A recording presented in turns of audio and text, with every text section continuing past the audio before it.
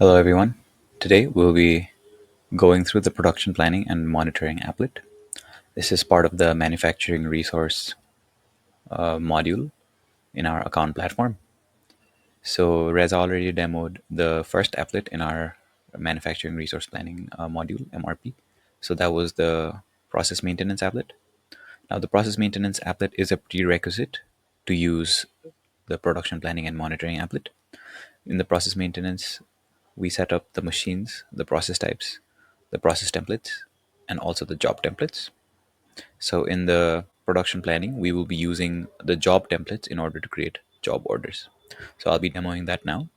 So this is how the production planning and monitoring applet looks like. We have four menus: the master list, processes, sales orders, and production requests. So I think we can start from production requests. So in production requests, you can see any of the requests that come in for production or for schedule. So P stands for production and S stands for schedule. At the moment, we don't have any, but you can also filter to see approved and rejected production requests. So for example, all of these were approved. Now, if there were any new requests, then they would just show up as such, and then you would have the option to either approve or change the status from this drop down to say approved or rejected for either P or S. Now that would just help with our flow because then we know which sales orders need to be produced, which sales orders can be scheduled, and which sales orders need to be sent directly to packing because the stock already exists. So EX stands for existing stock. Now in this menu, we also have this filter and generate outstanding report. So here you can choose the locations that you want to filter for. So let's choose this location.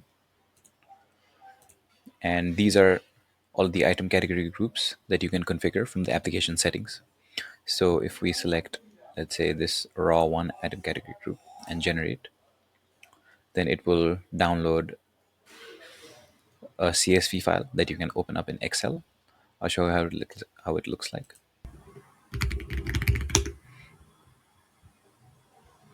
So I'll just import it here.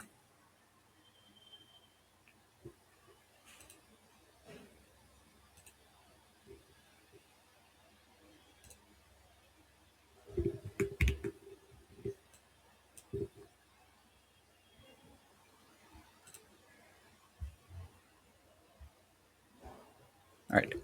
So in this report, we can see the item code, the description of the item, the location that we selected in this dropdown, and then it will just create a report for all of the items that match this item category group. You can match multiple, but in this example, I've only matched one.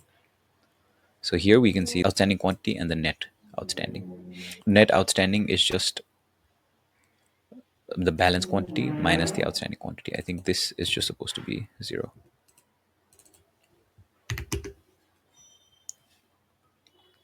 So if you have multiple items here, then you can see them. You can filter them according to the categories that you set. Now we'll move on to the master list. So in the master list, we store all of our job orders. So this is the job order listing. We display the job order number, the date, the item that you will be producing with your job order. And then we have three types of quantities. So we have ad hoc quantity, sales order quantity, and total quantity. So ad hoc quantity is the extra quantity you might want to produce. Sales order quantity is, for example, when you link a particular job order to multiple sales orders, then it will just sum up the quantity for each of those sales orders and then show it here. And each job order also has a process status. So that can either be planned, in progress, on hold, or completed. And then we also keep track of the completion date in this column. So I'll show you how to create a job order now. You click on the plus button. Then you can first click on the item code to select the item. Let's do an Ethernet cable. So let's choose ETH102B. The item name and the QOM is auto-filled. Then we can just select the branch where you want to actually do the production and where you want the stock to increase. So for me, that would be the EDA branch. The location is automatically selected. I can choose some estimated packing date and completion date. These are optional. and then add some remarks. Now I can either choose to manually type a job order number, or I can let the job order number be auto-generated. So now let's go to the process instance. Here I need to select a group name. This is the group name that has been defined in the Process Maintenance Applet job template. So let's choose the Ethernet cable process group name. So basically what this group name does is it defines how this output item is going to be produced. So in a particular job template, there might be multiple steps in order to produce this particular item. So, and then there might be multiple ways of producing the same item. So by selecting the group name, we identify exactly the steps we need to take in order to produce this item. So now I can just give it some job order number. So that would be, so let's do this and create. So my job order has been created. Now once it's created, then you can see the sales order quantity, ad hoc quantity, as well as the total quantity. So for sales orders, you can go to the sales order link tab and then link sales orders here. So these are all the sales orders that have been final for this particular item, sales order lines. So here you can see the order quantity, and then you can see the quantity to add. So if you want to produce the entire sales order, then we would type 3000. But then if you wanted to produce only, let's say partially, let's say you have 1000 quantity already and you just need 2000, then you would just put key in 2000. Now, if you try to key in more than the sales order quantity, for example, if you key in 3500, 3400, then it throws you an error.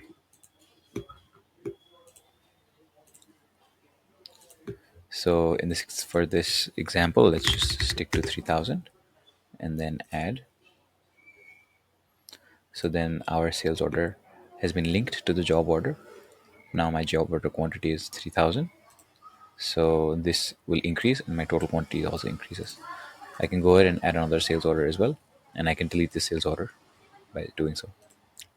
Now, usually when we produce items, we also might want to produce some extra. So that's where you key the quantity in the ad hoc quantity field. So let's say I want to produce another 2000 items. So my total quantity that this job order will be producing is 5000. So now I can just click on save. So my quantities have been saved. Now I go into the process instance, and then I can click on this generate process instance button. So this will look at the job group name. So this is the job template, and then it will generate all the processes needed. So basically all the steps that the operators need to go through in order to produce that item. So here you can see that there are two steps that need to be done. First one is cabling, and then the next one is dyeing in order to produce the blue Ethernet cable.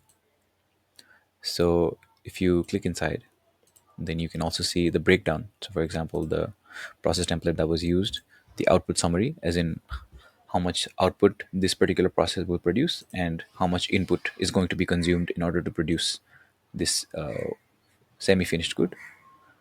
And then you can click in the next one to see how much is going to be consumed and produced to produce the final finished good. You can also mark, let's say you already have the semi-finished good in stock, you might not want to reproduce this semi-finished good, then you can even click on this button to inactive the process instance, and then you can click on to activate again. So this is technically all that is there in the master list. Now we can go on to the processes tab. The processes tab will just show the view of all the processes that have been generated and linked to job orders, and then you can filter them by process type. So armoring, bedding, all the process types that have been defined in the process maintenance applet. So let's choose cabling.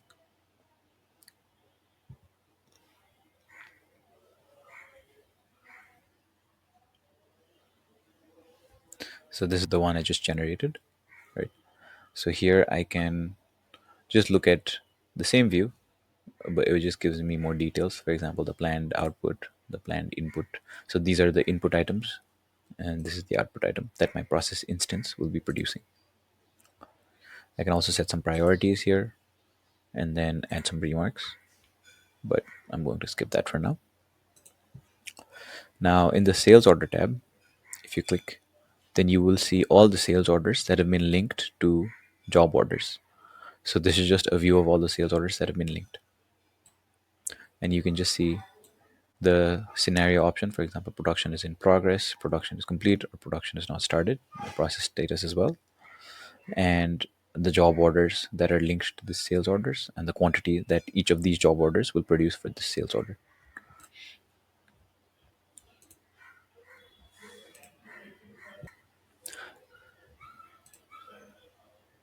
And let's go to the application settings to see some of the settings we have. So we have this master list main details where we can enable or disable the manual job order. So if this is enabled, then you can key in the job order as I did in our example. But if you turn this off, then the job order will always be auto-generated from the system. And then in the item category tab, this is where you would define the item category groups that you want to see in the production request dropdown. So Apple, item category 7, item category 8, all of these have been configured. In the field settings, item category group, application settings tab.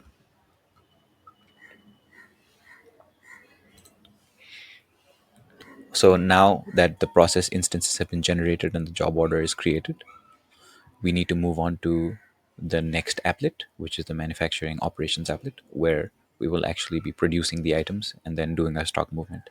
So consuming the input items and then increasing the stock for the output items. Thank you.